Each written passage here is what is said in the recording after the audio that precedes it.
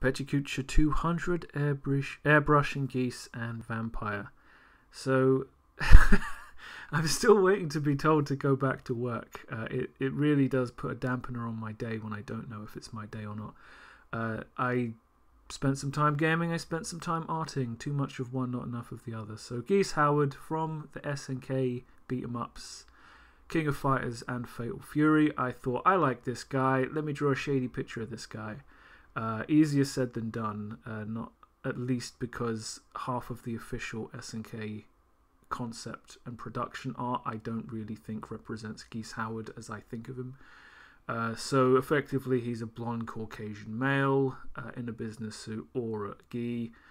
He's got a pronounced brow. His hair is either slick back or it has volume.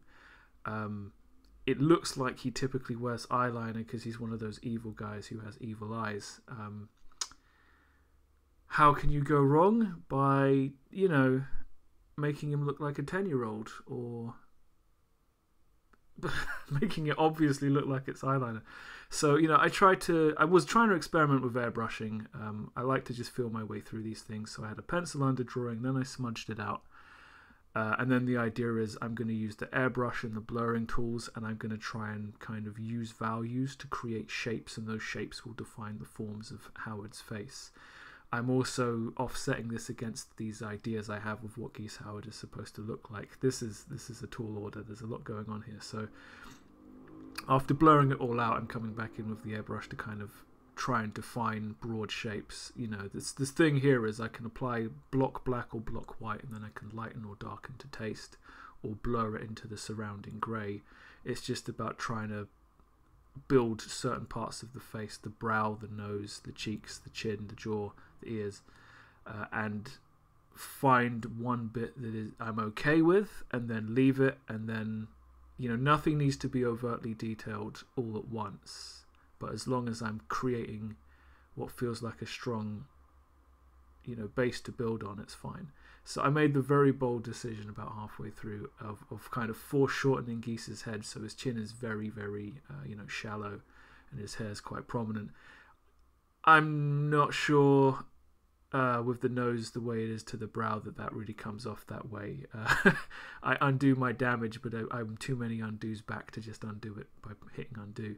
While I'm looking at pictures of Geese online, I come across memes. It's great. There's a particular picture of Geese Howard that has powers, and people are very happy to use it for jokes. I don't know any more than that because I find that sometimes it's best to not look into these things when you just want to enjoy them when you're passing by. So I kind of think, since I'm reconstructing the jaw, let's actually look at the cheekbones and how the eyes react. You know, I want him to be having a real grin, a sinister grin, but a grin nonetheless. So I'm looking at a lot of reference for smilers.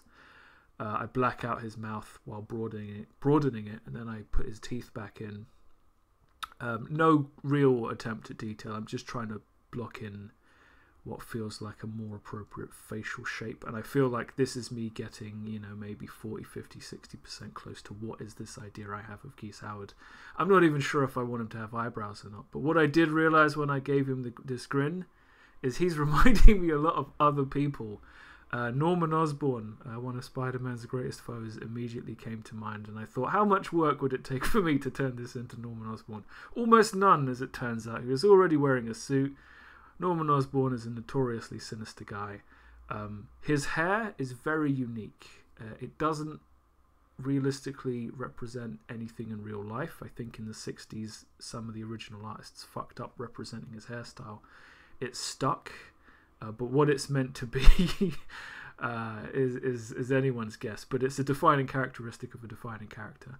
And then if you're going to draw a guy in a suit doing a sinister smile, how much effort could it possibly take to turn it into the Joker? Not my intention, but there you go. Sometimes when you can't build tall, you can build sideways. So I've got something out of this. More work needs to be done always. Airbrushing is a pain, and I'm not trying to learn it in any clever way. While I'm doing all this, I'm listening to Only Plays because this is my entertainment these days. He's playing croc with his pals, and one of them is telling this story about how they made an advert for a Clay Fighter game many years ago, and I paused the video to see if I could find the advert on YouTube. I was pleasantly surprised to find that I could. Effectively, it's a minute and a half of Only Plays Friends just taking the piss out of the company. They never got paid for the trailer, but it's not because they took the piss. It's because these were the people who made such classic games as Tommy Tronic and Crazy Cat's Love. It was never going to work out. I spent the rest of my week playing Vampyr, a game I had a very poor opinion of for no reason I can discern. It was on sale on Steam for 12 quid, and I thought, let's find out.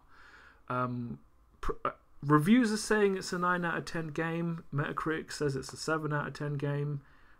You know, what's going on? Well, you're a vampire and you're a doctor, and having to balance having just become a vampire with always being a doctor, it leads to a very interesting narrative and a lot of character interaction and quest resolutions that make up the game, and I quite like it, I won't lie. I enjoyed very much playing the role of the vampire and the doctor. It's one of those games that tells you choices matter and that they affect the narrative. They do not. But it's enjoyable enough to go through the motions.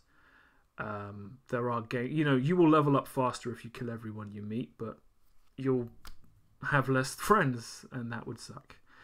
I'd recommend it, but only when it's as cheap as it was when I picked it up, and if you've got nothing better to do for 30 hours and you like vampires. So, Sad Clown of the Week, I found a game called KOF All Stars on YouTube. I was listening to some of the soundtrack, quite liked it, and then I was like, but what is this game? I don't know what it is. It's some kind of, maybe it's a mobile game. All I know is from the gameplay footage I saw on YouTube, John Cena, yes, that John Cena is the best character in the game because he can no-sell everything. He literally doesn't take damage. He has an ability where he just doesn't take damage, just like the real John Cena. So at least it's keeping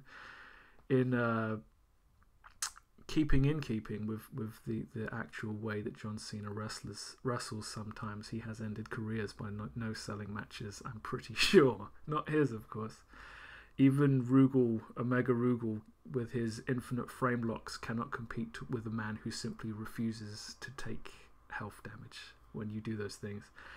That brings us to the end of Pecha Kucha 200, and I will see you next time.